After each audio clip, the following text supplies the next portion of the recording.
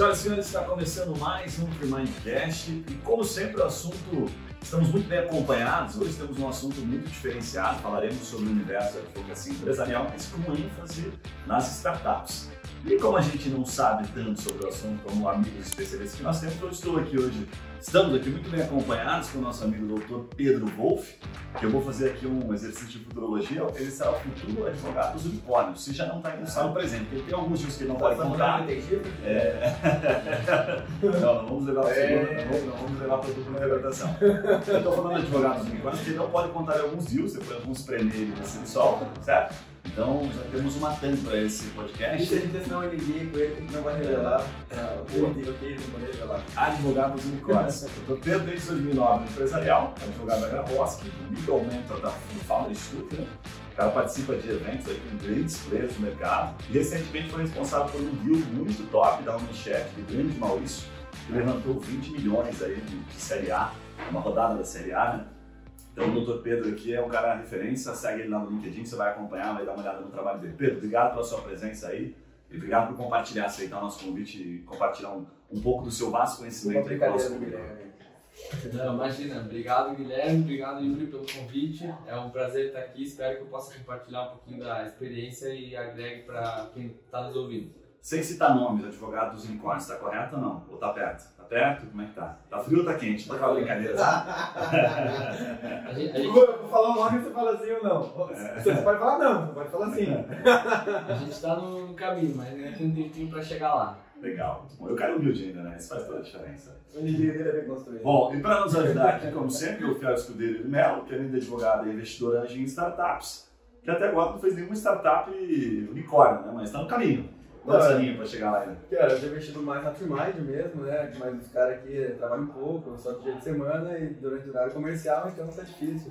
Mas os caras têm futuro. Eu confio bastante no time. Legal. Bom, vamos lá. Deixa eu dar um contexto aqui sobre como vai funcionar. A gente separou uma pauta aqui muito top, tá? Então a gente vai falar um pouquinho sobre vai atualizar os big numbers aí desse mercado startup, porque nós temos uma base de advogados que nos acompanham. A grande maioria são advogados empresariais e parece, o pouco que eu conheço, né, do ponto de vista jurídico, que é um mercado parecido, mas na verdade ele é bem diferente. Quando você fala de advocacia empresarial, parece que tudo envolve, inclusive está dentro das startups.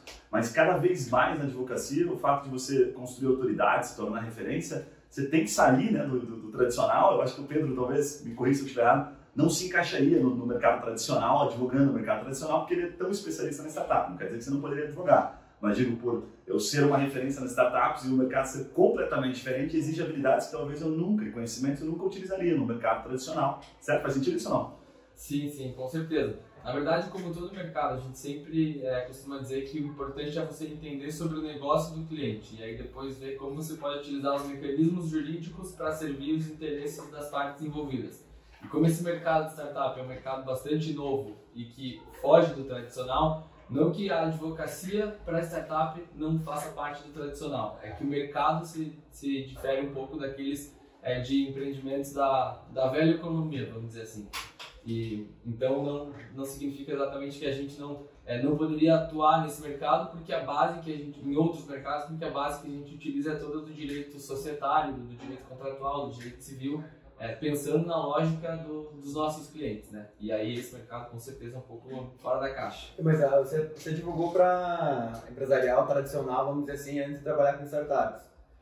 E trabalhou com normal? Sim. Eu comecei trabalhando com direito empresarial, lato sensu, desde societário até contratos empresariais, contratos de franquia. Percebi que minha paixão era pelo direito societário mesmo, aí advoguei por bastante tempo antes desse boom das startups, né, que começou aqui em Curitiba pelo menos a partir de 2014, com societário tradicional, com gestão de rotina societária de grandes empresas, isso em outros escritórios. E aí quando eu identifiquei em 2012, numa experiência que eu tive morando na Califórnia, que o mercado de startups ia crescer, que os investimentos em startup iam crescer, aí eu comecei a estudar primeiro o mercado e depois, e paralelamente, direito societário para saber como que eu poderia unir o útil ao agradável, né? E hoje eu estou 100% dedicado advogando tanto para startup quanto para investidores. Muito bom. Pedrão, para dar um contexto antes de começar aqui, tá? A gente vai falar sobre várias coisas. Eu Para você que está nos ouvindo, só para entender, a gente vai passar dos big numbers, fazer uma atualização, vai falar um pouquinho do marco legal, as ramificações dentro do direito empresarial com foco para startups, que acho que tem várias ramificações aí dentro, né? Vai falar sobre caos, problemas jurídicos comuns, enfim, e vai até, acho que a última parte aqui a gente vai falar um pouquinho sobre a construção da autoridade e onde está o cliente startup, né? Acho que você vai poder compartilhar com a gente um pouquinho da tua expertise. Mas para começar, dá uma atualizada para a gente, cara, dos big numbers sobre o mercado de startups. Tá, recentemente, até ontem saiu uma notícia do Valor Econômico de que nesse ano os investimentos em Venture Capital ultrapassaram os investimentos em Private Equity. Essa é uma notícia bem expressiva. Brasil. E mostra como o mercado aqui está crescendo. O que isso significa para quem não está acostumado com essas tecnologias? O investimento em Private Equity geralmente é um investimento pelo controle de uma empresa. Então, um fundo se depara com uma empresa já grande, mas tem várias ineficiências, ou que faz parte de algum mercado que tenha várias ineficiências, e vê que se esse fundo assumir a gestão, ele pode reduzir essas ineficiências, aumentar o valor de mercado da empresa e depois vender. Todo fundo de investimento tem a premissa de investir para desinvestir. E como as empresas já são maiores, os mercados também muitas vezes são maiores, os cheques envolvidos na operação de Private Equity, porque eles compram 50% mais um da empresa, como regra, ou por meio de acordos societários, ainda que com participação minoritária, detém o controle da maioria das ações votantes, esses investimentos eles acabam girando em cifras muito maiores do que de Venture Capital. Mas ontem, com essa notícia do Valor, a gente viu que os investimentos de Venture Capital, ou VC, vamos chamar assim, eles passaram os investimentos em Private Equity, e o que mostra que em cheques pulverizados, porque no VC individualmente os cheques costumam ser menores que de Private Equity, o mercado que recebe investimento para as startups ele já está maior. Então acho que essa é uma notícia que nos diz muito da evolução. O mercado vem crescendo a cada ano, mas ontem essa especialmente me deixou surpreso. Então, quais são os números assim, de investimento de fato de Venture Capital no Brasil?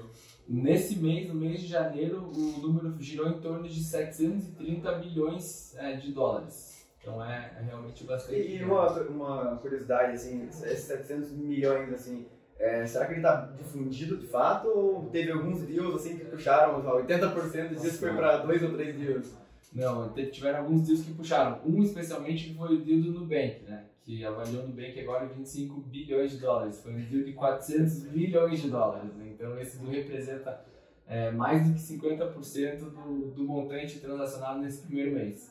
Eu ia fazer uma pergunta, mas acho que você acabou respondendo. A pergunta que eu falei era a seguinte: significa que tem mais gente apostando em negócio? Porque acho que a diferença do Private Equity, pelo que fica claro, pensando como leigo, é que o Private negócio já está um pouquinho mais consolidado. Cada estágio, operação, outro estágio, 51%, o risco é menor. E quando a gente fala em venture, a gente está falando em aposta, literalmente, Então, quando você falou o número, eu falei, se passou é porque tem muito mais apostador no mercado. Esse dinheiro está vindo do mercado, que a gente sabe, a economia com juros muito baixos, acaba tendo que empreender. Mas se o Nubank ficou com mais de 50%, não está exatamente dessa forma o desenho. Mas é que o mercado de investimento em tecnologia em geral, ele é muito, na minha perspectiva, muito amador no Brasil. Tirando talvez São Paulo, assim, alguns outros polos. Em Curitiba, que a gente tem mais contato, falta muito conhecimento e falta muita educação assim, sobre qual que é a melhor forma de investir numa startup.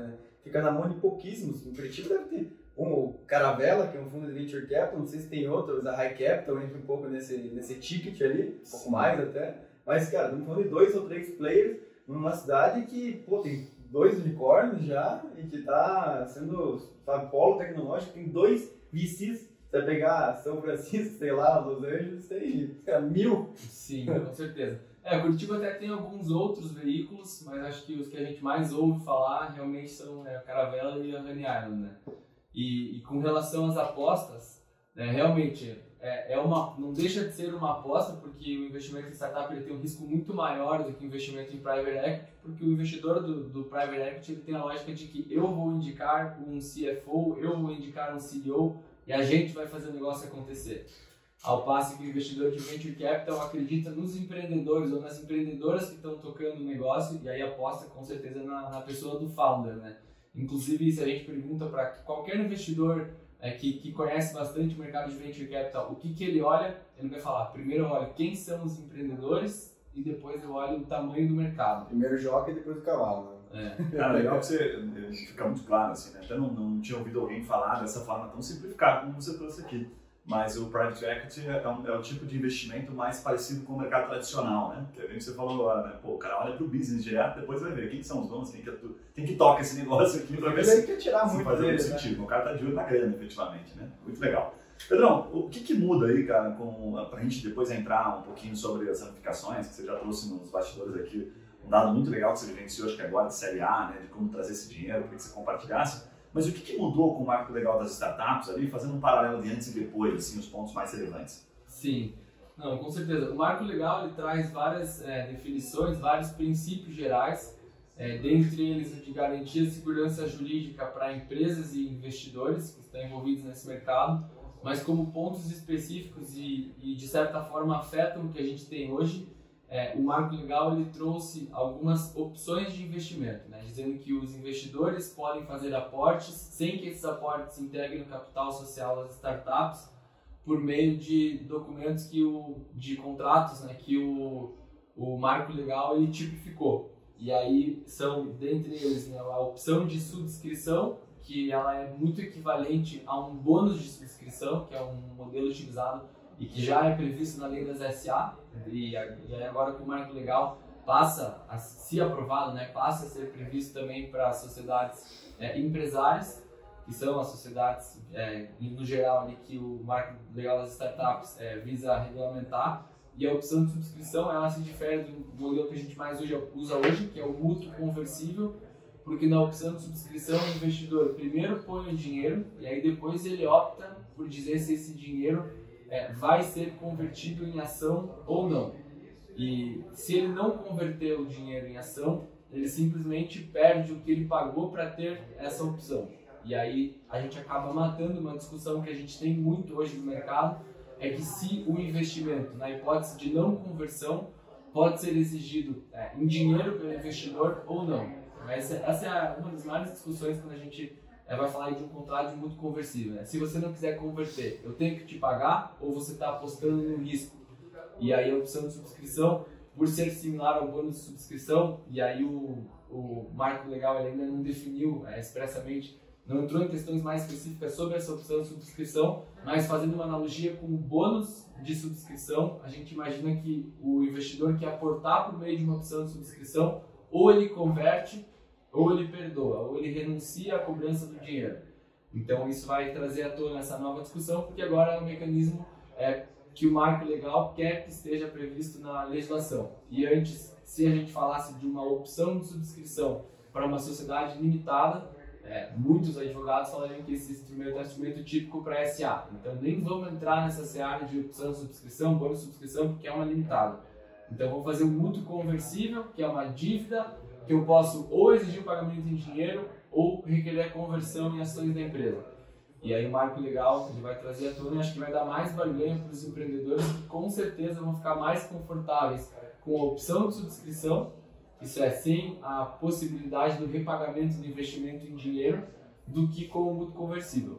Cara, muito bacana. Porque o tipo, né, do mútuo, no final das contas, é o empréstimo, né? Você tá fazendo empréstimo que você pode converter em participação, né? Se for pegar na essência, né? Vê se faz sentido. Eu participo lá de um grupo de SaaS aqui de Curitiba com vários CEOs de grandes startups e eu vejo muita reclamação, às vezes, os caras até têm muita polêmica sobre fundos em que os caras acabam criando algum tipo de fiança, algum tipo de garantia caso o negócio de não dê certo. Me parece, você falando isso, que guarda alguma relação, né, para essa opção agora de subscrição, que caso aquele dinheiro, não vou converter em cotas, a empresa que não deu certo, você tem que me devolver em dinheiro. E tem muito fundo pedindo garantia de alguma forma, né? Às vezes um bem pessoal e tal. Tem alguma relação isso ou não? Ou isso é uma prática que, independente desse novo marco legal que vai ser votado ainda, é uma prática comum do mercado? Não, como regra do mercado, não se pede garantia. O que pode ser que um fundo peça é para que os fundadores respondam nas pessoas físicas se eles cometerem alguma infração contratual grave. Porque o que acontece? Antes do investimento, geralmente um fundo ele faz uma diligência, uma due diligence, que é uma auditoria jurídica para saber a saúde do negócio como um todo, tanto da parte tecnológica, quanto jurídica, quanto financeira e contábil. E alguns fundos fazem uma due diligence rasa, eles até chamam de health check, não é nem uma due diligence. E se eles fazem um health check, eles precisam se cercar de que se acontecer alguma infração do contrato ou estourar uma bomba, não é o fundo que vai responder. Então pode ser que para questões mais sensíveis, como se, por exemplo, um fundador pegar o dinheiro do investimento e comprar uma casa ou comprar um carro, né? Então ele tem que responder na física, não é justo jogar para a empresa. E não é a ideia, né? E aí não é jogar para a empresa. Mas exigir garantia real é uma prática que a gente não vê muito e até recomendo fugir de algum fundo, né? Se estiver exigindo uma garantia como essa. Vai contra a essência do investimento de alto risco, né? Investimento de tecnologia, que você está investindo no crescimento da empresa e exigindo uma garantia de um negócio que a chance de retornar o dinheiro, você já entra sabendo que é 10% menos às vezes, né? Sim. Cara, depois eu vou compartilhar esse podcast, obviamente, com eles, né? Mas eu vejo algumas polêmicas lá e com razão, assim, tem os dois lados da mesa. Tem uma parte que participa desse grupo, que faz parte de venture, e a outra que são as startups. Então fica aquela coisa assim, tipo, tentando achar um equilíbrio, que é muito difícil, que é um bom senso, né? Então de vez em quando rola essas polêmicas lá. É só um dado interessante, assim, né, que eu vi, acho que ano passado, que o Andreessen Horowitz, né, que é o principal investidor do Vale do Silício, um dos principais no mundo, eles têm um dado que das empresas que eles investem, ou seja, que o principal investidor do mundo, vamos dizer assim, investe, apenas 4% retorna 10 vezes ou mais. Então, assim, cara, se o melhor fundo no mercado mais maduro tem um retorno de 20-1, como que eu vou pedir uma garantia real do retorno de investimento nesse cenário? Não faz sentido na minha cabeça. Sim, com certeza. Mas muitas vezes o que motiva esse pedido de garantia, na verdade eu até acabei não me deparando com nenhum deal assim, não só um pedido de garantia quanto uma estrutura de garantias ou de governança mais robusta, muitas vezes é o valuation que os empreendedores pedem. A gente vê nitidamente que quando há discussão de valuation, ou seja, o fundo acha que a avaliação da empresa está muito cara naquele determinado momento e os empreendedores sustentam que a empresa vale tudo aquilo e ponto, é natural que o fundo queira se cercar de mais garantias. Então tá, você quer me dizer que você está valendo tanto, então eu quero uma cadeira no conselho, eu quero anuência prévia para determinadas matérias, eu quero preferência, tanto para a questão de novos aportes quanto para uma eventual venda, eu quero receber 2 vezes o valor que eu investi se a companhia for liquidada, antes de qualquer parte do capital voltar para vocês. Então o fundo, em contrapartida a um valuation caro, acaba colocando uma estrutura mais robusta no deal. Então isso muitas vezes acontece. Tanto que algo que a gente vê quando bem... o empreendedor pesa, o outro lado também vai pesar a mão da mesma forma. Vocês? Com certeza. Então, às vezes é bem bom ponderar isso, né? Quão vale eu sustentar esse meu valor, né? Uma coisa que a gente tem visto muito na prática são empreendedores de uma rodada seed ou uma rodada pre-seed, um cheque de uns 300 a 1,5 milhão de reais, não estipulando valuation naquele momento, o investidor coloca o dinheiro e aí o valuation para aquele investidor vai ser estipulado na rodada seguinte com 20% de desconto. Nossa. No modelo de SAFE, né, que seria um Simple Agreement for Future Equity. Então nem vamos falar em valuation agora, deixa que o próximo investidor fala. Isso por um lado é bom para o empreendedor porque ele não precisa sustentar o crescimento dele com base no valuation para quem entra depois, porque isso acontece muito, né? Se você pegou 500 mil reais, a valuation de 6 milhões, qual é o teu valuation agora? O que você fez com esses 500 mil reais? E às vezes a empresa ela não consegue crescer tanto porque ela está no momento tão inicial que nem ela sabe. Não é o dinheiro que faz tanta diferença naquele momento. Exatamente. O que ela tem que percorrer para fazer o negócio crescer. E aí se ela chega para o próximo fundo mostrando que ela cresceu 2 vezes, 1,5 vezes, com base no valuation passado, aí o fundo naturalmente pensa, ele vai crescer 1,5 vezes, 2 vezes com base no dinheiro que eu vou colocar. Então essa não é uma empresa que faz parte dos meus 4%, né, que são os home runs, né, que os fundos de venture capital procuram. Eu estava ouvindo esses dias um cara especialista também em startup falando sobre aquela cláusula de shotgun, né? Lembra muito shotgun porque eu achei muito massa, eu não lembrava mais, enfim, quando eu tinha ouvido a última vez. Eu fiquei pensando, essa cláusula de shotgun ela tinha que constar em toda a união estável, assim, cara, fazer qualquer tipo de uniãozinha, sabe? A pessoa física tem que ter o shotgun, né? Não sei o que é para dar o contexto do shotgun, porque eu acho muito legal. Quantas uniões estáveis você tem? Não, mas pô, eu fiquei pensando, você tava fazendo a sua, falei, cara, bota o shotgun ali, bota uma cláusulazinha, porque faz muita diferença. Já quero saber. Com certeza. Vou baixar 47 também. É aplicável ainda? É aplicável? É aplicável, mas em outro contexto. A gente costuma aplicar mais em sociedades que têm participação societária igualitária. Porque a shotgun ela é uma das cláusulas de resolução de impasse. Então, se eu e você, a gente tem uma sociedade, eu quero ir para um lado, você quer ir para o outro, a gente tem 50-50, a gente não vai chegar a uma conclusão. E aí a lei diz que se a gente não chegar a uma conclusão, quem resolve é o judiciário. Então, às vezes é um juiz que julga uma uso capião, é um juiz que julga um contrato de compra e venda do veículo, vai dizer a solução lá que vai nortear o que a gente vai fazer com a nossa empresa. Então, a cláusula de shotgun, ela quer evitar esse contencioso.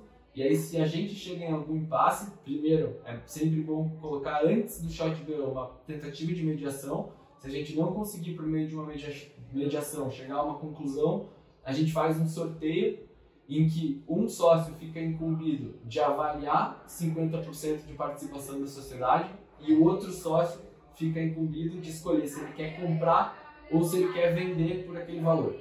Então, se a gente não chegou a um acordo, eu e o Guilherme, a gente faz um sorteio, eu chego à conclusão que 50% do negócio vale 2 milhões de reais. E aí eu passo esse valor e o Guilherme obrigatoriamente tem que ou comprar ou vender a participação dele por esse valor. Qual que é o racional? Antes de eu ter que comprar, é que a gente chega a um acordo. A ideia é não usar a cláusula de shotgun, porque o Guilherme não sabe nem se ele vai ter que dizer o valor ou se ele vai optar. E não é bom você estar com nenhum dos chapéus desse momento, né? Então, vamos ver se a gente, antes da mediação, faz mais uma tentativa de acordo forçado. Se lá em casa tem uma bicicleta lá em um porquinho da Índia, tem que ver qual vale mais e sortear. Né? Não, mas é uma forma muito legal de solucionar, porque não tem discussão, né? Sabe? Você elimina a discussão, lógico, né? Tenta-se todas as suas formas antes. Acho que os dois chegar nessa situação, não tem essa discussão. É meio. Esse dia eu estava contando aqui pro que eu tinha ouvido um princípio judaico lá, em que é bem isso, os caras falam assim, pô, no judaísmo prega-se que o empreendedor ele tem que resolver um problema sem criar outro, sabe? Que é exatamente isso, né? Você resolve o problema sem criar outro. E aí, só para contar rapidinho, porque eu acho que vale super a pena, tinha um inquisidor, assim, na época lá no espanhol, e esse inquisidor ele queria muito matar um dos judeus lá em razão de terem, enfim, assassinado parte de algumas pessoas tinham morrido e eles estavam colocando a culpa no judeu, para simplificar, sabe? E aí os caras falaram, não, então vamos fazer o seguinte, mais ou menos como se fosse um shotgun da época. Vamos fazer aqui um referendo aqui, tá? Tipo um referendo, unir as pessoas e tal. E assim, eu vou botar 2 papeizinhos aqui, um culpado e o outro que ele é inocente. Já ouviu essa história? Não? Já. E aí qual, né, sobrar, qual tirar aqui, naturalmente a gente já vai saber a resposta. E aí o inquisidor louco para assassinar o judeu foi lá e colocou, cara, os 2 papeizinhos, né, como culpado. E o judeu malandro, porra, pegou o papelzinho na hora de tirar, engoliu o papelzinho e falou, ó, tá resolvido. Aí o inquisidor falou, pô, cara, você tá maluco? Que porra é essa, né? O que você fez aqui? Ele falou, não, pô, agora é só olhar o outro papel, que o que eu comi vai ser exatamente a resposta. Então eu achei muito massa, porque é exatamente isso que você falou, né? Porque os dois ainda ficam culpados. Muito bacana, muito bacana. Sim. Até um comentário rápido, assim, você estava falando essa parte do cara que entrou na primeira rodada, ter alguns direitos, né, para na segunda rodada, ou num follow-on ali, ele ter benefícios. A gente está participando de uma rodada, um deal agora, que tem essa cláusula lá, que acho que nesse grupo ali é regra, que os investidores dessa rodada têm 10% de desconto no valuation em qualquer follow-on, tem preferência e desconto de valuation. Então isso ajuda também o cara a continuar investindo nessa rodada. Sim, com certeza. É um outro mecanismo, né? Dá para ser bastante criativo, assim, a gente só não recomenda que você faça nada tão fora do playbook do mercado, vamos dizer assim, porque depois você não consegue explicar para os próximos fundos, né? Os próximos fundos vão se deparar com o muito conversível da rodada anterior e pensar, o que é isso? Que acordo foi esse? Se for uma coisa muito atípica, comumente os próximos fundos falam, não, vocês vão renunciar e as regras que vão valer a partir de agora são essas, né? Então, até para não ter que entrar nessa seara de conversar com todo mundo, explicar por que tem que renunciar, que atrasa bastante o deal flow, mais tempo que a empresa demora para receber o dinheiro, a gente recomenda sempre, que possível, né, seguir o playbook, as práticas de mercado. Mas esses descontos para investidores que entraram na rodada anterior é normal, tá dentro desse playbook, você diria? Sim, tá dentro desse playbook e o que motiva esse desconto é justamente o investidor da rodada atual achar que ainda está pagando caro. Então ele quer um bônus para a próxima rodada. Até porque, só o conceito eu acho que é legal, assim, quando você entra em rodada seed, tipo esse que a gente está entrando, rodadas muito iniciais, você entra com um valor menor, mas você tem uma chance de ganhar mais vezes, vamos dizer assim. Você, por exemplo, vamos fazer uma simulação, eu entrei com 10 mil reais. Cara, se estourar 10 vezes, 20 vezes, eu ganho 100 mil reais, 200 mil reais. Tipo, é um investimento considerável, mas quando você está falando de um investimento que poderia entrar vamos pensar o cara que entrou com 2 milhões na segunda rodada e fez 3 vezes, 4 vezes. Esse cara ganhou 7, 8 milhões de reais. Então, tipo, no primeiro momento você consegue ter mais vezes, só que com um valor menor, porque ninguém entra com 1 milhão de reais numa rodada seed, no Brasil pelo menos. E no segundo momento você vai assumir menos risco e investir mais, só que ganhar mais no valor bruto, né? Então é interessante para o investidor continuar investindo, na verdade. Sim, com certeza. E uma outra coisa que motiva esse desconto é porque na rodada atual, muito provavelmente, se o valuation fosse abaixo do que o empreendedor está pedindo, ele seria diluído. Então o acordo basicamente eu pago esse valuation caro, mas na próxima rodada, em que o teu valuation vai estar maior, eu tenho 10% de desconto por um bônus, porque eu concordo que você já tem pouca participação do teu negócio e é justamente esse o conceito de diluição. E se você ficar com pouca participação muito cedo, isso vai ser um fator... Afeta a gestão. Afeta a gestão e é um fator impeditivo para as próximas rodadas. Porque Legal. os investidores entendem que o percentual de participação societária que o empreendedor ou a empreendedora tem estão diretamente relacionado à motivação para fazer o negócio acontecer.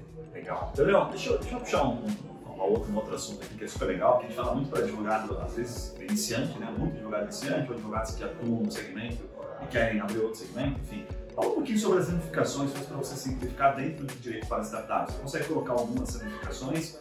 Ou quando você advoga para startups, você tem que fazer tudo?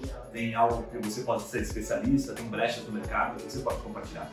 Tá, não, tem como identificar algumas áreas e aí depende muito do perfil do profissional que quer advogar. Se ele está disposto a entender um pouco de tudo ou se ele quer entender muito sobre uma coisa só. O mercado de Venture Capital é uma especificidade, então a realização de investimentos em startup requer também um know-how específico. O direito de propriedade intelectual, né, a parte de IPI também é bem forte, tanto com relação ao software, né, que geralmente a maioria das startups elas são desenvolvidas, têm uma base eminentemente tecnológica, e o direito trabalhista também é uma outra subespecialidade. Uma vertente então de investimento em startup, que é uma vertente, aí a outra é o PI, a outra é o trabalhista, então já são 3 vertentes, que mais tem isso? E aí o trabalhista ele tem muito do geral, não tem, por enquanto, o marco legal até visa trazer algumas regras novas, mas não tem muita diferença. O que se vê muito fazendo em startups, early stage principalmente, contratando prestadores de serviço pessoa jurídica, né, colaboradores PJ, e então acaba entrando numa seara trabalhista também. E está cada vez mais comum isso, né? E está cada vez mais comum. E a parte da LGPD também, que se aplica para mercados tradicionais, mas também como as startups fazem muito tratamento de dados, tem base tecnológica, armazenam esses dados, acaba surgindo também uma questão específica da LGPD para as startups. E o mercado de fusões e aquisições também, que geralmente quem atua em Venture Capital com know-how acaba atuando também em fusões e aquisições. Cara, são vários braços aí, né? Você já chegou no 5º braço e vai mais, essa fila ainda aumenta, né? Ô Pedro, deixa eu te fazer uma pergunta aqui, acho que você é um cara extremamente transparente que a gente já conhece.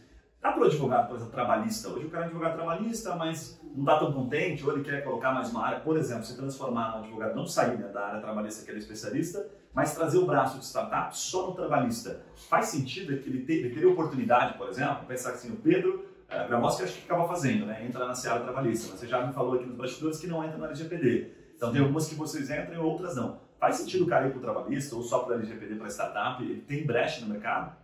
Faz sentido sim, mas na verdade o direito do trabalho ele é o direito do trabalho geral, e aí se você quiser ter uma identificação com um nicho de cliente, né, e vocês daqui no Naturemind sabem melhor do que o quanto isso é importante, você consegue pegar vários clientes de startup por essa entrada trabalhista. É uma demanda comum de todas as startups. Será que o meu contrato com o PJ está correto? Será que eu preciso contratar todo mundo com CLT?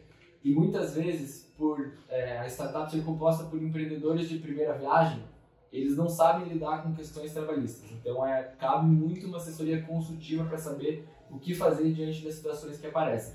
Mas o principal ponto, antes de entender do direito do trabalho, é entender bem a lógica do que se espera de um colaborador de uma startup, para aí saber como você pode trazer as soluções que a legislação permite e servir da melhor forma o cliente.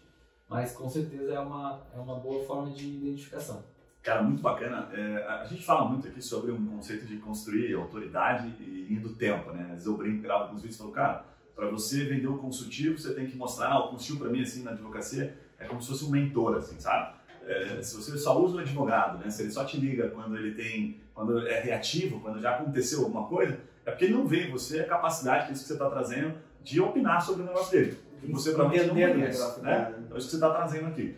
E aí eu pergunto a você, Pedrão, você trouxe aqui 5 vertentes, basicamente, né? Você foi até o último ali, basicamente você comentou do M&A, mas começou da parte contratual, que acho que deve ser o mais comum de startup.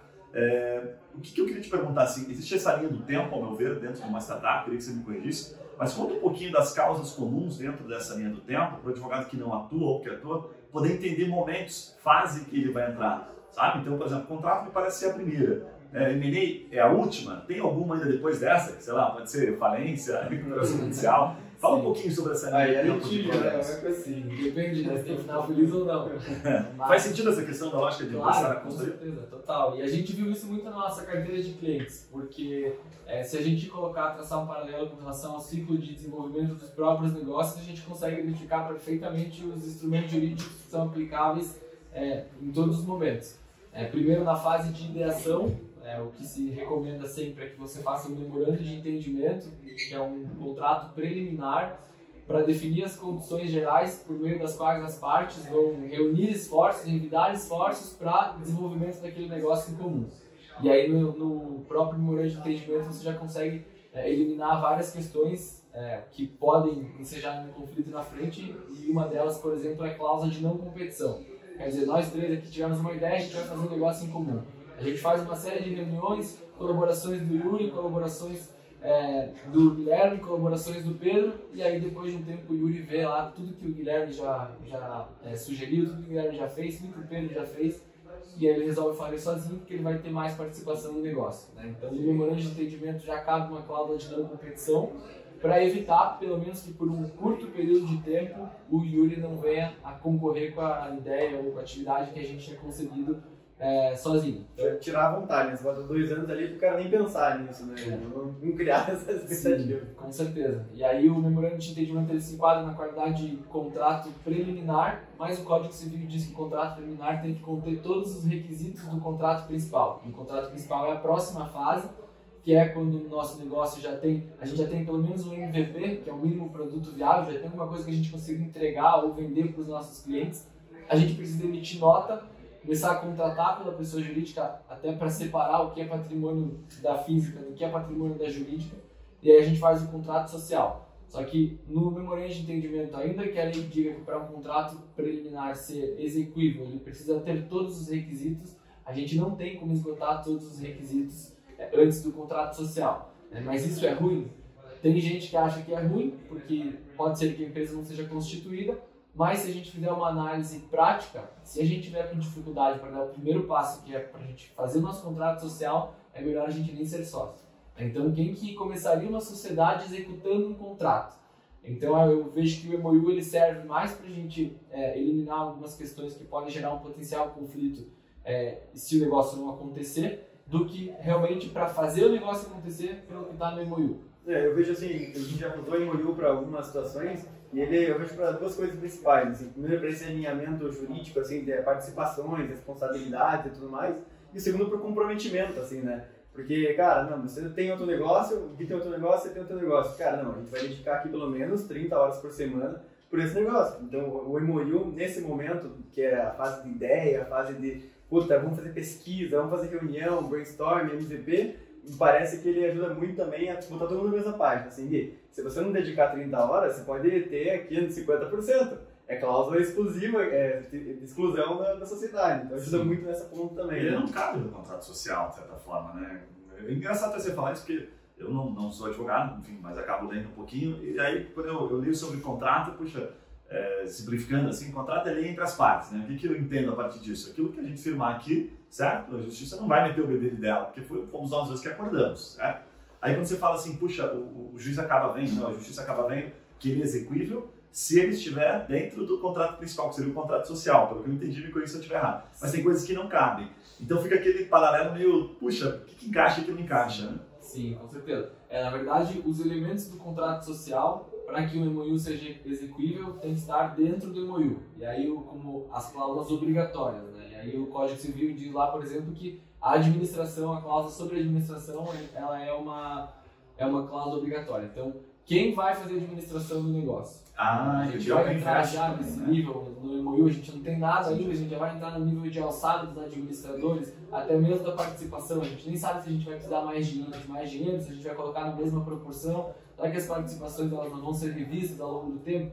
Então, por isso que fica, além de caro, porque são 2 contratos dentro de um contrato, demora mais tempo para que o contrato seja discutido, né? Aumenta bastante os custos de transação. Pedro, só para a gente não gastar tanto tempo só na questão do MOU, isso que a gente se empolga aqui, né? Acaba falando sobre um assunto que é um pouco mais particular, às vezes esquece que a gente está falando para muito advogado também, para estados, mas enfim.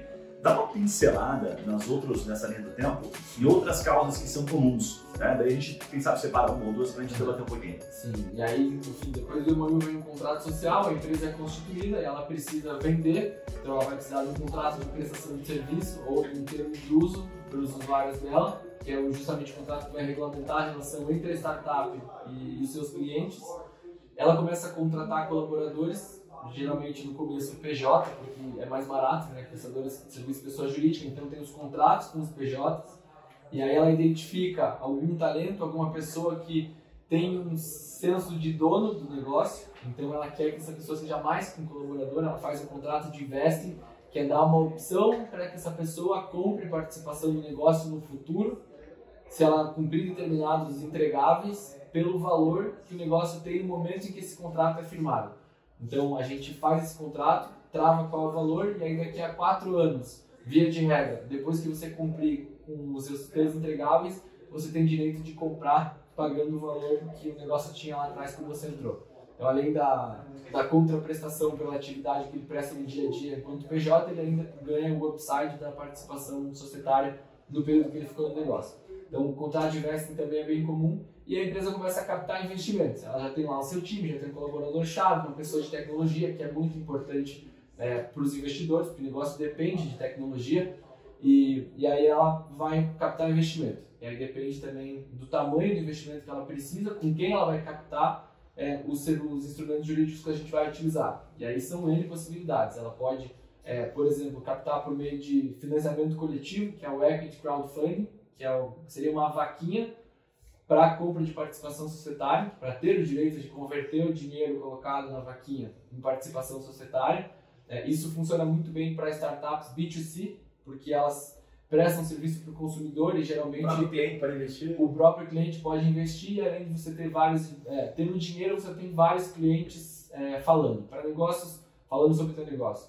E para negócios B2B eu já não acho que faz tanto sentido, porque você não precisa que tenha várias pessoas tão massificado. Exatamente, saindo falando do teu negócio, e são mais pessoas que você vai ter que lidar no momento de uma conversão e nas rodadas seguintes. Eu acho que eu achei interessante que a vaquinha me faz guarda uma relação com a IPO numa fase júnior, assim, tá ligado? Porque o cara, de certa forma, tá dentro do mercado e deixa o negócio dele, deixa de ser o IPO. Então, o IPO numa fase júnior. Com certeza. E tem gente, inclusive, que se refere ao crowdfunding como nano IPO. Aí, ó. Justamente. Porque é uma oferta pública, inclusive. Você entra no site, qualquer um que entrar no site, se cadastrar, atender os requisitos da CVM, pode colocar um dinheiro. Geralmente, os cheques são a partir de R$1.000.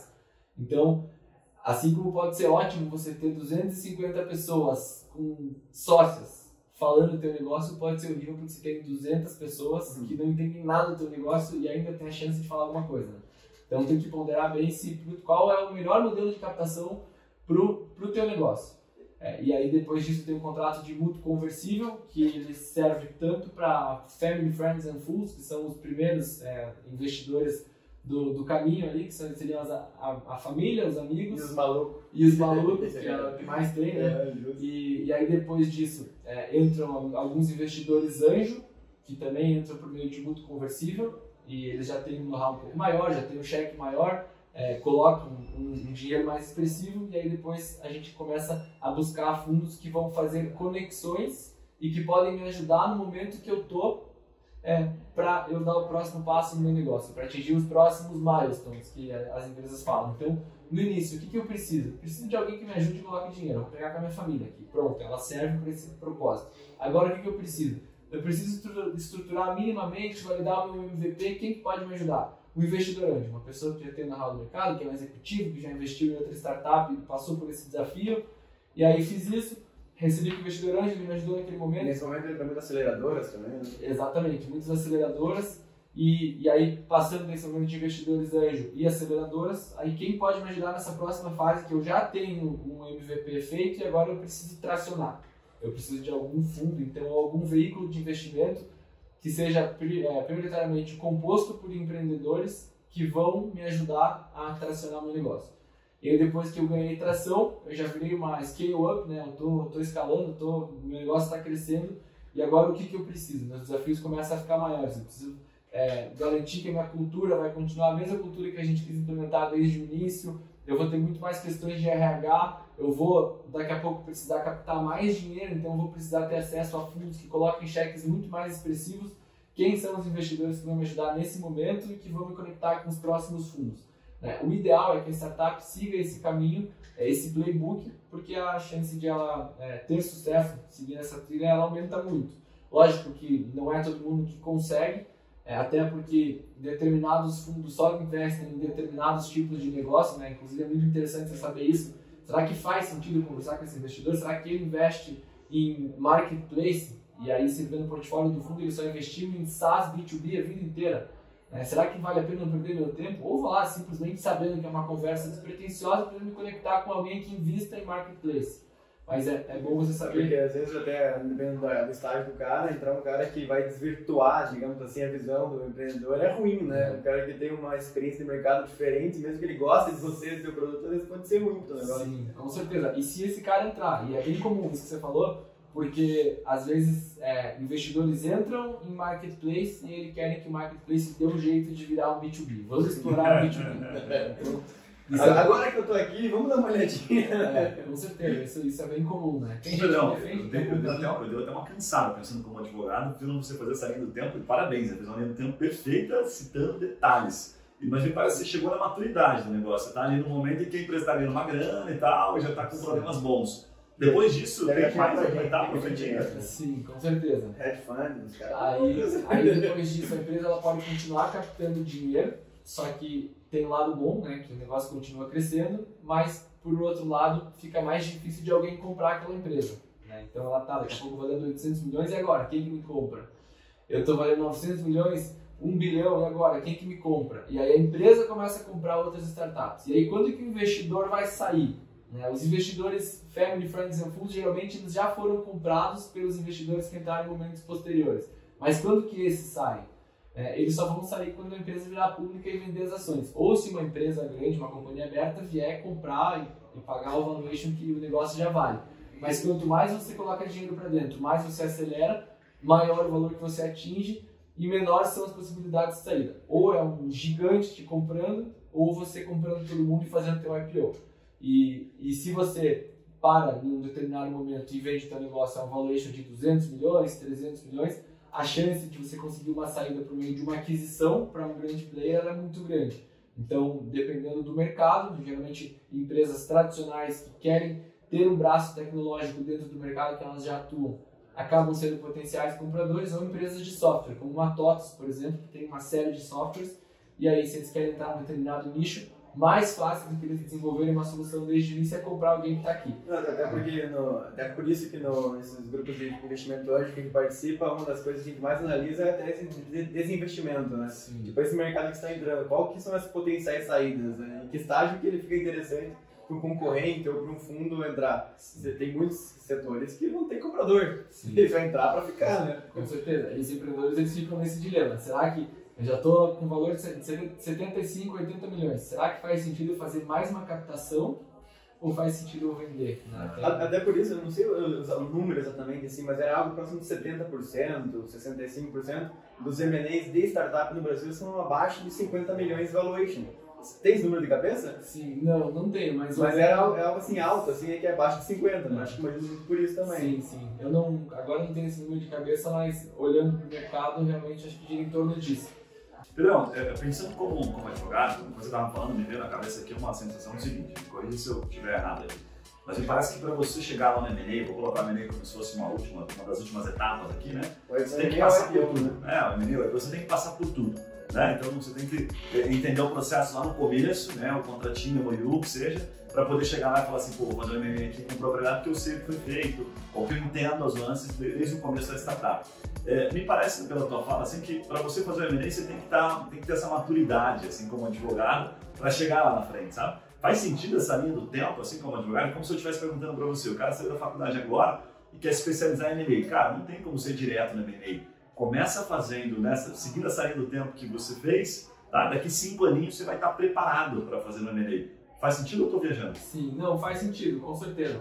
Mas tem algumas diferenças, principalmente porque o interesse dos investidores que entram nessa trilha de Venture Capital é desinvestir. E o interesse de um comprador é ficar com o negócio.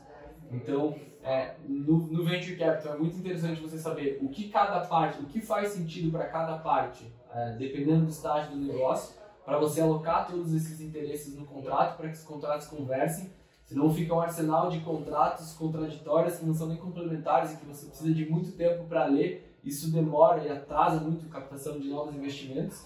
Então, para esse momento de captação faz muito sentido entender essa lógica e para o momento de um M&A é uma lógica específica de como alocar interesses dos vendedores e dos compradores. Os vendedores e os compradores, eles vão continuar sócios? Os vendedores vão ficar como minoritários ou eles estão vendendo 100%?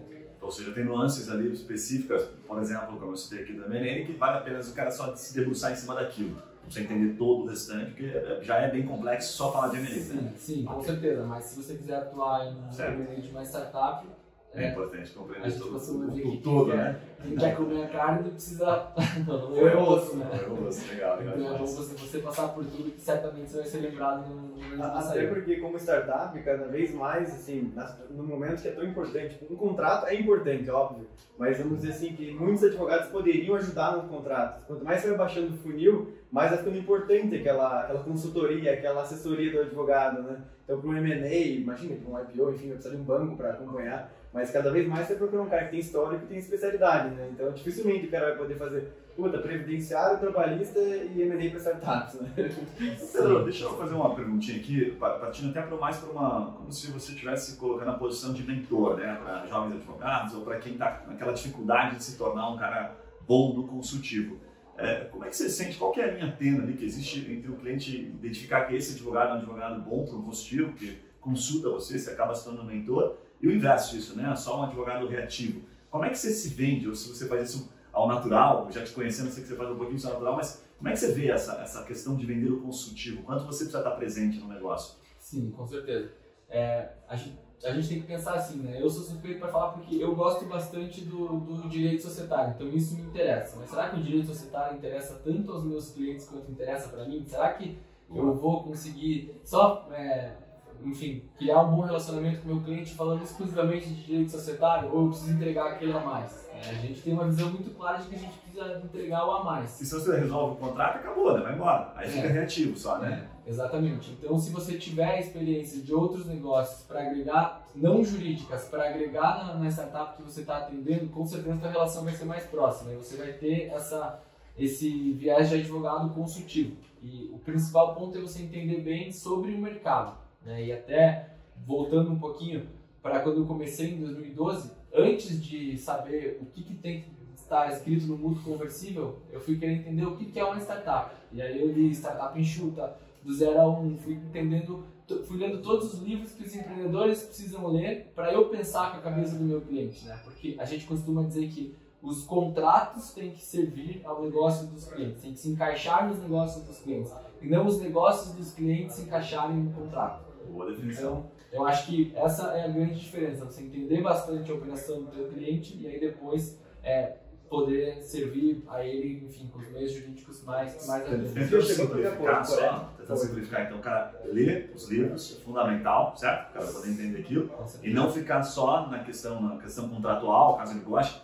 Em outras palavras, assim, eu percebo muito que, às vezes, como você falou, né, no começo você deu 5 ramificações aqui, né, que foi desde a questão societária, da parte de investimento em si, do MOU, até a LGPD praticamente, você foi até o M&A para ser mais exato, né? 5 ramificações. Agora me parece que o advogado você acaba escolhendo uma que ele tem mais familiaridade e por não dominar a outra, sei lá, tipo trabalhista, ele não estuda aquilo, não avança muito naquilo. Aí me parece que ele perde a capacidade de ser um consultivo, porque aí o cliente passa a lembrar dele só naquela que ele é muito bom. E aí fica não que isso seja errado, né? Você vai poder cobrar, às vezes, eu sou um ultra mega expert nisso aqui, você vai poder cobrar uma pancada. Mas para vender o consultivo parece que você tem que dominar um pouquinho de tudo, né? Faz sentido a linha de raciocínio ou não? Sim, não. É difícil, né? Eu tô falando algo que é bem complexo. Sim, com certeza. A base de tudo, eu diria. Eu, inclusive, eu faço bastante isso. Eu entendo um pouco a base do trabalhista, eu sei até onde eu posso ajudar, mas a gente tem na equipe uma pessoa com cada especialidade. Então a gente tem quem só faz trabalhista.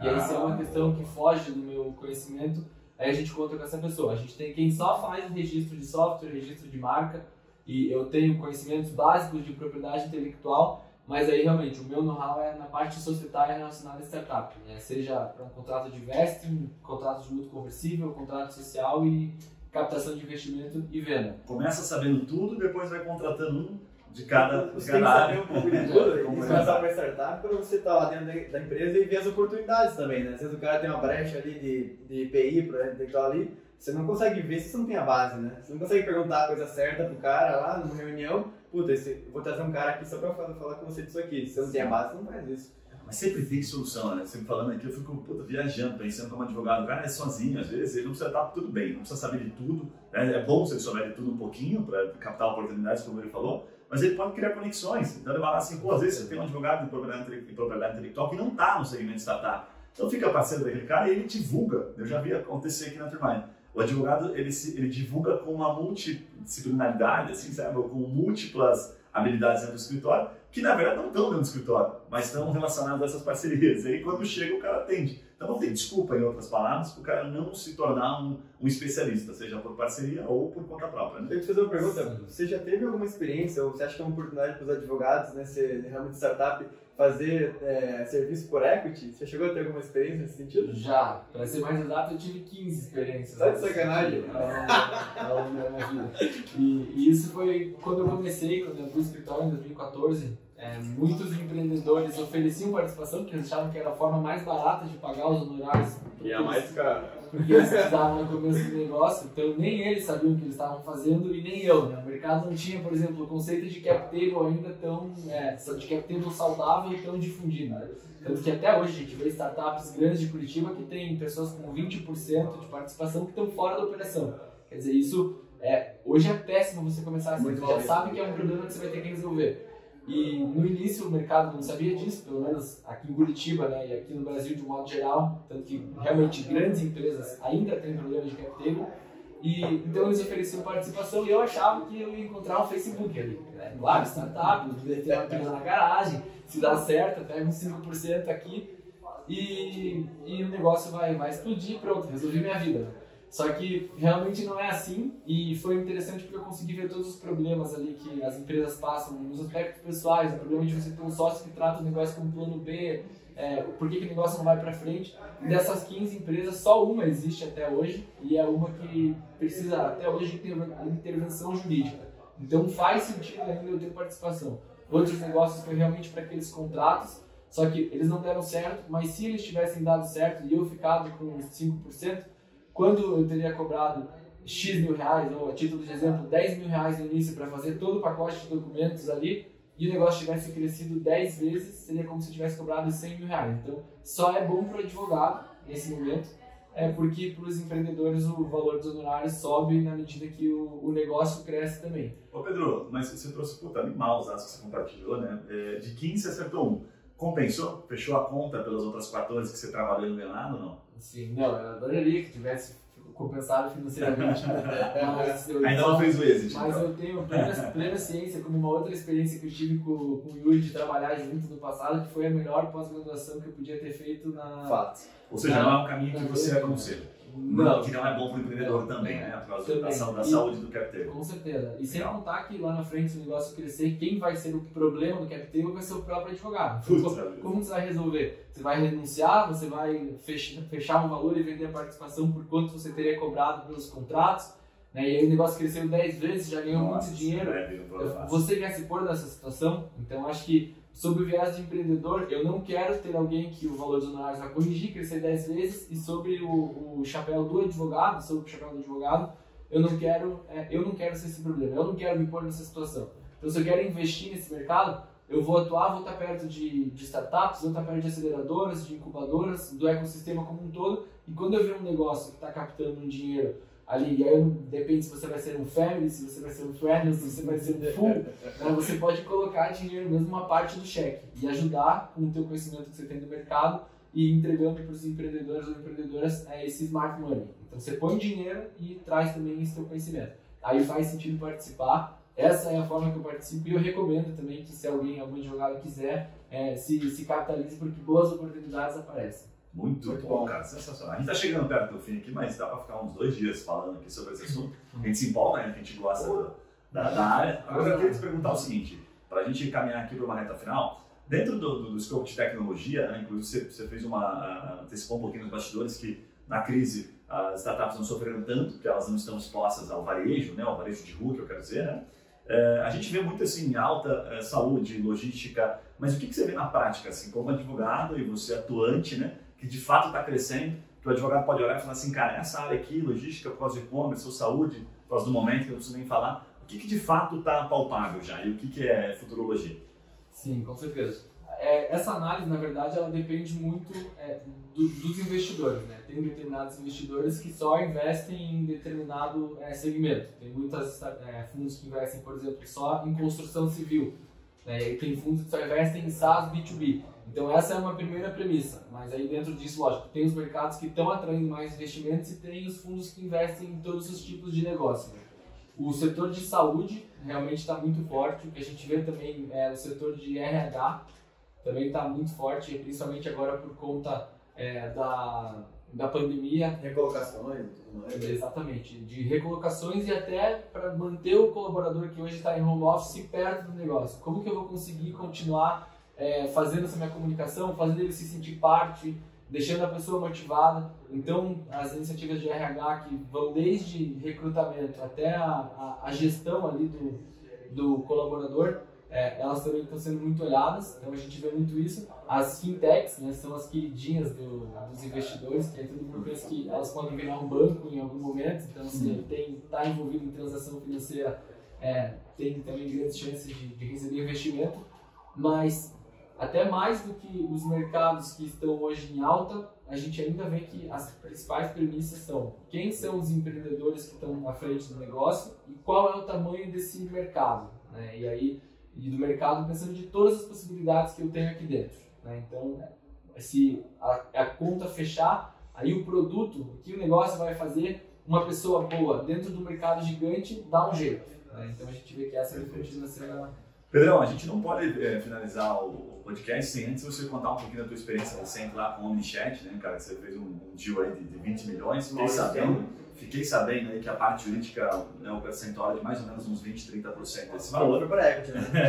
Conta um pouquinho, consegue compilar de maneira rápida qual foi essa expertise, essa experiência? Foi o ápice até agora? Foi um negócio mais divertido, mais complicado que você já teve? Ou menos divertido. Não, divertido, complexo. Ou menos divertido. Não, com certeza. Na verdade, assim, eu não fui responsável pelo deal. Eu fui o advogado que assessorou a OmniChat do deal, né? E eu já conversei com o Maurício também e ele me autorizou a divulgar isso. Mas o mérito é 100% do Maurício e do Flávio e dos primeiros investidores também que acreditaram na Honey Island, na Gods, e alguns outros investidores, pessoas físicas, que fizeram o negócio atingir aquele tamanho e atrair um fundo tão grande quanto, tão expressivo quanto a Casec. E aí a experiência, o deal, os termos econômicos do deal e até políticos também, a maioria deles foram feitos pelo próprio Maurício, que já tem bastante experiência, já tinha bastante combinado, e aí traduzir tudo aquilo para o contrato e olhar para algumas outras questões jurídicas que podiam afetar o negócio, aí sim foi o meu papel e foi uma interação muito interessante, porque foi tudo no final do ano, então passei dia 24 de dezembro, dia 26, 27, 28, até um pouco antes disso, quase que 100% dedicado para essa transação. Que envolveu um cheque grande, né? E a OmniChat também queria se cercar que o deal seria concluído, até para ela fazer um planejamento para o próximo ano.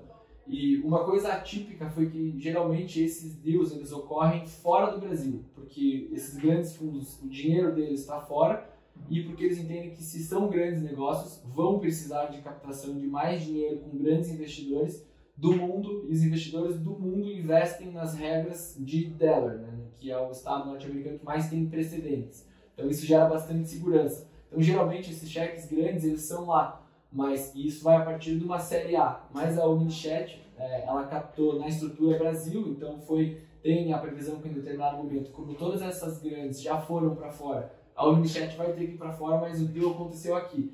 E a gente ainda, por envolver uma estruturação de uma holding em BVI, né, nas Ilhas Britânicas Virgens, ou nas Ilhas Caimã, né, em Cayman, e aí coloca o dinheiro nessa holding em Cayman, a holding em Cayman coloca o dinheiro na empresa brasileira, na empresa norte-americana, que é a sócia detentora de 100% do capital da empresa brasileira, e a empresa norte-americana coloca o dinheiro aqui. Então geralmente esses deals maiores eles acontecem lá fora, e aí eu fui muito feliz desse deal acontecer aqui e eu poder ajudar, porque a gente ainda não faz a estruturação desses deals internacionais, geralmente contam com escritórios que atuam lá fora, né, tem uma série de intermediários, e por isso que cheques acima desse valor, dificilmente a gente vê advogados aqui atuando. E eu tive a felicidade de que quando o Maurício recebeu o investimento da Honey Island, há 1 ano e meio atrás, 2 anos, eu advoguei pela Honey Island, então eu advoguei, não vou dizer contra, mas do outro lado do Maurício, e aí depois tive a oportunidade de ele me convidar para estar junto com ele. Se eu tivesse ferrado ele naquela época lá, você não tinha pego. Você trouxado aquela cláusula. Mas, assim, negociar com uma pessoa como o Maurício do lado, para mim foi uma experiência incrível. Ele realmente é muito bom. Liguei até para parabenizar, depois agradecer a oportunidade, porque como a gente sempre aprende nessa, especialmente eu aprendi muito. Foi muito interessante saber os interesses que um fundo como a Casec tem. O que a Casec quer, se eles já entram lá na frente. Então hoje a gente tem discussões aqui pensando no próximo cheque, que vai ser um cheque de 5 milhões, de 6 milhões. Você ter discussão para saber o que a pessoa que está colocando 20 milhões pensa para o futuro do negócio, aí você entende a dimensão daquilo que você está fazendo e a importância dos primeiros contratos que foram feitos lá atrás. A primeira rodada foi muito menor do que essa. E aí o negócio usou dinheiro, cresceu, de repente veio outro fundo. Então a Orne... É um podcast, hein, cara, exclusivo aí. Ela é você contar, assim, eu sei como vai contar uma cagada. O que a Casec quer dos próximos passos? Exato, eu não posso falar. Aonde vem a próxima? Mas deve ter passado no filme, né, quando você estava fazendo isso, falou, caramba, cara, aquilo que eu estou fazendo, tipo, sei lá, supondo aqui lá no MU, na verdade, lá na frente, pode ser que os fundos olhem para isso com um viés. Total. Massa, velho. Sempre aprendizado. E o legal foi na última semana de 2020, que foi o nosso melhor ano que a gente mais fez transação. Dia 28 de dezembro foi enviado o contrato da maior transação. Que legal, muito bom. Parabéns, cara. Sem palavras, parabéns. Quais foram os números mesmo? O que você pode falar sobre? Foi 20 milhões de investimento? Foi gerado talvez? Eu não lembro agora o que saiu das notícias. Deixa que eu prefiro não arriscar. Eu lembro que saiu o cheque de 20 milhões. Legal, um cheque de 20 milhões é um cheque respeitável, então, cara, só fala independente do valuation. Pedrão, cara, sem palavras, muito top, você realmente entregou bastante, como a gente já sabia, né, já esperava, não esconde nada, né? E deu para ver que é bem facinho se tornar uma autoridade nesse mercado aqui, são 9 anos aí estudando, mais alguns brincando, mais 15 startups investidas, um monte de tombo, conversas com os caras que não contratam você, mentoria de graça, enfim, bem facinho para chegar lá. Vou pedir para você deixar, cara, uma mensagem final para quem gostou e para quem quer te encontrar, deixa até o endereço das suas redes sociais ou e-mail, como é que você prefere ser encontrado. Tá, com certeza. Obrigado pela oportunidade, foi um prazer compartilhar também. Realmente tem bastante pedra no meio desse caminho, né? Então a gente sabe que para a gente crescer, para a gente aprender, não tem como fazer isso de forma fácil, nem todo mundo só acerta, né? Mas o primeiro passo é se jogar mesmo, ir para o mercado, entender, lógico, estudar o máximo que você puder, se cercar das responsabilidades. Mas não adianta só estudar e não ir para o campo, né? Então realmente no campo que você aprende. E eu sempre posto coisas relacionadas a startup, venture capital no meu LinkedIn, então é bem fácil de achar, é Pedro Wolff, WOLFF, o nome que, por exemplo, eu imagino que vai estar ali vai constar na descrição no podcast.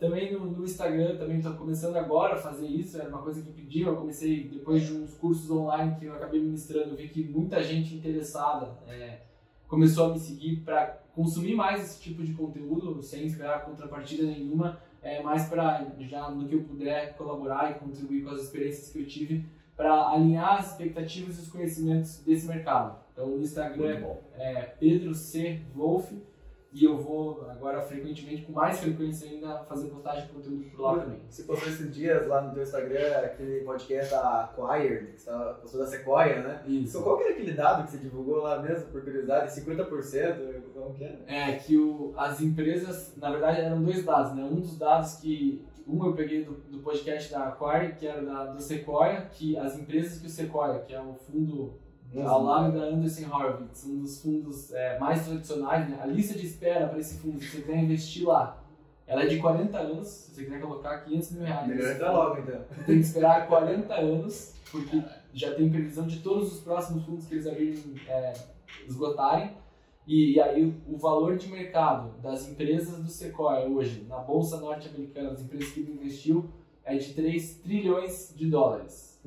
O valor da Bolsa como um todo é de 10 trilhões de dólares. Então, isso é uma quantia muito representativa e 50% das empresas, né? Agora não tenho certeza exatidão desse número, mas eu li num livro, inclusive de um dos Managing Partners do Andreessen Horowitz, que até recomendo, que é The Secrets of Sand Hill Road, que é os segredos da Sand Hill Road, que é a rua da Stanford, que é o equivalente ao Wall Street do mercado de Venture Capital, que fica no Vale do Silício.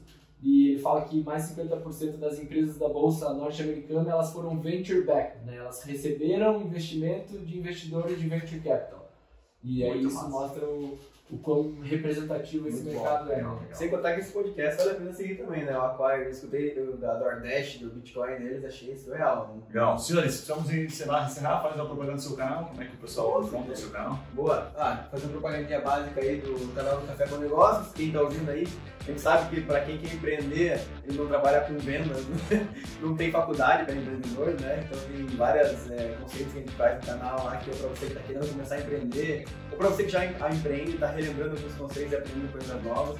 Então, até o último vídeo que a gente postou ontem à noite, o Jeff Bezos acabou de renunciar o cargo de CEO da Amazon, né? Vai entrar o cara da AWS lá.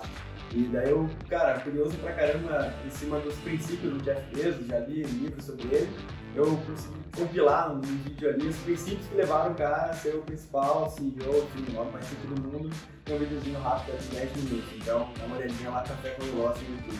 Ele me ligou pra oferecer essa posição de show, ele ficou triste comigo, mano. Eu falei, cara, agora não vai dar pro papo depois. Galera, mais uma vez, obrigado pela sua atenção, pela sua paciência, pela sua audiência. Não esquece, se inscreve aí no Spotify para você sempre receber ou por outras plataformas que você estiver ouvindo. E também no canal do YouTube, dá aquele joinha lá, aperta o sininho, se inscreve para você sempre souber quando a gente trouxer conteúdo de qualidade. Mais uma vez, Pedrão, obrigado, um abraço e até o próximo episódio. Valeu! Valeu.